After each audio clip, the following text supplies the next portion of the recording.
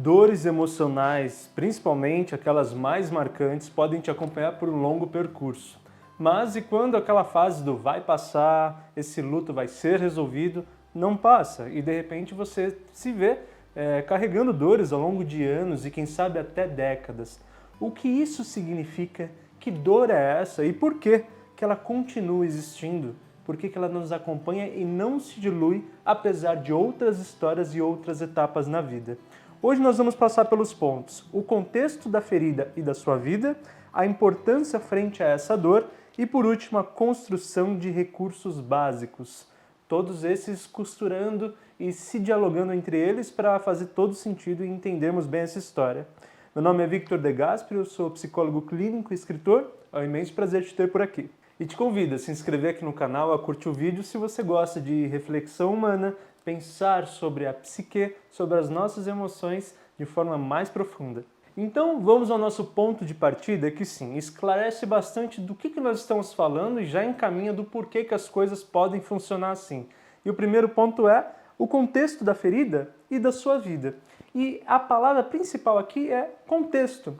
Porque para nós entendermos uma ferida que tem um poderio tão grande ao ponto de não ser curada, nem cicatrizada ao longo de anos e de décadas, tem tudo a ver com o sujeito ao qual foi machucado, você, eu, nós, pessoas, e principalmente também a que tempo, em que momento da vida, em que contexto. Então, é importante a gente entender que se essa ferida atinge uma área da nossa vida a qual nós já temos dificuldade de lidar, e isso, essa fraqueza numa área e uma fortificação em outra, tem tudo a ver com como nós desenvolvemos ao longo da nossa infância, ao longo da nossa adolescência. Então, por exemplo, uma pessoa que teve muito pouco afeto, foi uma pessoa mais tímida, mais isolada, talvez as relações interpessoais para ela sejam muito difíceis. Ou, por exemplo, uma pessoa que teve muitas perdas familiares, né? Realmente faleceram muitas pessoas ao longo da sua vida, talvez esse lugar da morte, do luto, seja um lugar muito complexo. Então, primeiro, o contexto da vida dessa pessoa. Será que esse ponto, né, que foi ferido e leva anos até isso se diluir, talvez décadas, será que não pegou num ponto onde, especialmente pensando na sua história, isso já não era mais fragilizado? Porque se já era fragilizado, claro, faz um dano ainda maior. E o contexto que eu estava dizendo, o contexto de vida, para além do tema que é atingido, é porque, a depender da fase da vida que estamos mais fortificados ou menos fortificados. Ou às vezes até sofro um dano por causa de uma situação, mas já vinha machucado por causa de outras histórias, outros acontecimentos paralelos. Então, isso é só para nós entendermos que a potência de um ferimento ela é muito subjetiva e muito específica para cada pessoa. Por isso toda comparação é inválida. Você de fato pode se comparar e dizer, nossa, as pessoas passam por isso com tanta facilidade e eu aqui com uma dor imensa. Pois é, mas é possível que você também passe com muita facilidade por coisas que para o outro é uma dor imensa. Então, isso já ajuda a entender e justificar por que algumas coisas vão tão profundas. E já por todo esse contexto específico sobre como a dor aconteceu e habita você, é importante nós entendermos a impotência frente a essa dor. Porque é só pensarmos, a palavra impotência no sentido de desvitalizar, diminuir, tirar capacidades, ela tem tudo a ver com atingir o alvo num lugar muito danoso, né? Então, exato, se estamos falando que essa dor ela é muito potente frente à sua história e quem você é, naturalmente isso vai tirar muita impotência da sua vida. E essa impotência, ela vai ser impotente em outras categorias da vida.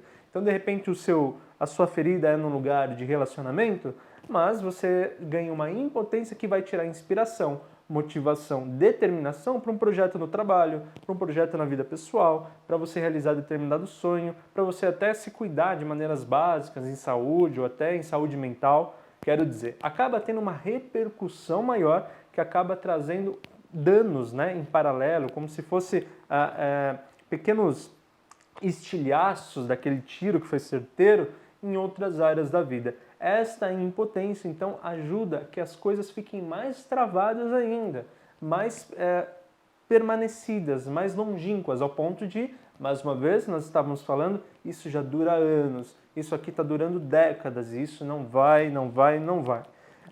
Para nós entendermos, então, como que podemos mudar esse setup, esse funcionamento e converter todas essas dispotências em algo talvez potente, é para onde a gente vai agora. Mas até aqui foi importante entendermos o nível de profundidade, porque a consciência sobre o que dói e como dói é importante. Senão a gente banaliza e fica nessa comparação inútil de dizer que um outro lida com isso bem ou que você não consegue algo que parece fácil. Calma. Entendemos a profundidade, entendemos o quanto isso pega especificamente para você, vamos entender um pouquinho como que isso pode ser revertido. E aí, como disse lá no início, nosso último ponto, que é onde a gente dá uma perspectiva melhor para tudo isso, é a construção de recursos básicos. Por que a palavra básicos é importante e que recursos são esses?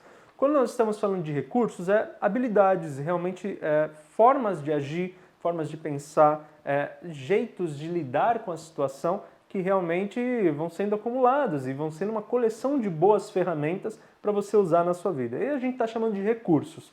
No caso, recursos básicos é porque se algo pegou nessa ferida tão lá embaixo, tão dolorida, ao ponto de gerar tanto sintomas inconscientes quanto conscientes, mas dessa camada assim de quase de eu não consigo fazer nada com isso, né? Isso me impede coisas básicas, isso me impede o mínimo do bem-estar. Nós estamos falando de recursos muito básicos, e quando eu falo básicos desses mais simples mesmo. Por exemplo, suportar uma dor, por exemplo, suportar uma falta, suportar uma desconstrução, suportar uma frustração. Ou seja, não é que você suporta, mas suporta com uma dificuldade e depois de alguns anos a coisa melhora. A gente está falando de uma situação onde o não suportar, ele praticamente não oferece resistência nenhuma, né? Quer dizer, o suportar não oferece resistência nenhuma, porque passam os anos, passam as décadas. Então é mais ou menos como dizer, não havia nenhuma força protetora aí, nenhuma. Porque olha aí, tá anos a coisa acontecendo, tá anos a coisa pegando e não melhora, né? Fica perpétuo praticamente. Então isso quer dizer, até o básico, as defesas mínimas, mesmo que a coisa fosse longe, mas uma hora reverteria, nem elas parecem que existem, porque não melhora, não acontece nada. Diferente, por exemplo, de outros problemas que você já possa ter vivido, em que talvez, bom, isso foi difícil, mas eu superei em breve, superei rapidamente. Bom, quer dizer, tem uma artilharia ali, tem uma defesa, tem algo que consegue lutar contra essa dor. Agora, no caso dessa longínqua, parece que é um espaço vazio de defesas, por isso começamos pela construção de recursos básicos. E aí, é claro que isso demanda muito processo, muita intimidade consigo mesmo, muito aprofundamento, leitura, terapia, reflexão como essa, mas já te dou uma dica, que é onde a gente consegue então dar o primeiro passo. É entender o que é esta ferida que a gente está pensando, que a gente está falando, o que ela se relaciona com as suas faltas dentro da sua história de vida. Mais especificamente, as feridas mais iniciais da vida. Por quê?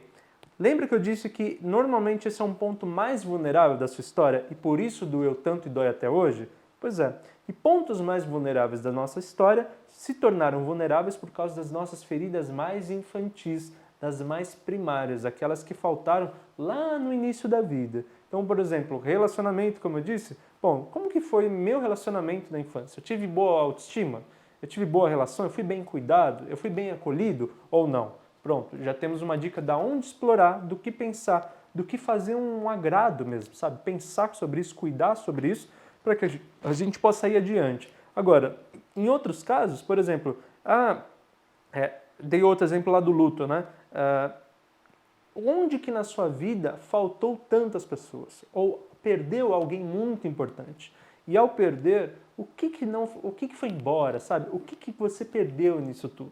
Eu estou dizendo só que essas feridas, a qual nós estamos pensando hoje, que foram muito danosas, muito profundas, elas têm uma relação que é potencializada, né?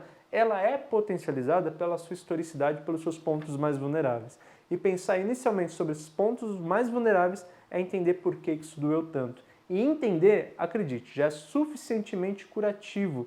Talvez não suficientemente no sentido de longo prazo, mas inicialmente sim. É curativo entender. Vitor, mas o que eu faço com isso? Só entende, só desabafa, só fala, só bota pra fora. Conversa com amigos, conversa com a terapia, assiste mais vídeos, mas coloca isso pra fora. Isso já é atenuar a tensão. Então faça um caminho reverso. Eu sei que isso aqui dói aqui, Mas por que dói aqui? O que aconteceu antes? O que isso tem a ver com a minha vida? O que esse acontecimento tem a ver com o meu início de vida, com os meus familiares? Você vai entendendo os pontos e bota para fora, que a vida já vai conseguir melhorar. Então, respondendo a nossa pergunta, por que algumas dores emocionais duram anos ou até décadas? Porque elas atingiram locais muito frágeis e lugares que nunca foram reconstruídos, repensados ou até cuidados. Olha, é sempre difícil para mim também colocar aqui uma certa descoberta, uma certa exploração de algo que fala dessa coisa tão estrutural, dessa dor tão profunda que possa existir. Por que é difícil para mim? Porque aqui é um espaço que a gente está conversando por 10, 15 minutos e de fato não é suficiente para a gente atingir pontos tão profundos. Aliás, num vídeo que eu estou falando para muitas pessoas, já é difícil, porque é entender a história de forma muito específica, de forma muito individual. Por isso que eu sempre sugiro, vá buscar a sua terapia, vá buscar os seus processos, vá colocar isso para fora com quem te conhece. Isso já vai fazer muito bem. Mas acima de tudo, entender por onde começar, por onde caminhar, já é importantíssimo.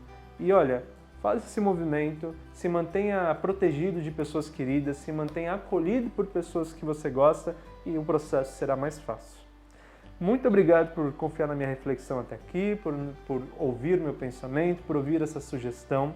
Como sempre, eu desejo que você melhore, que você caminhe, que você se desenvolva e, acima de tudo, atinja uma qualidade de vida sempre maior e mais serena, que é o lugar que todos nós procuramos.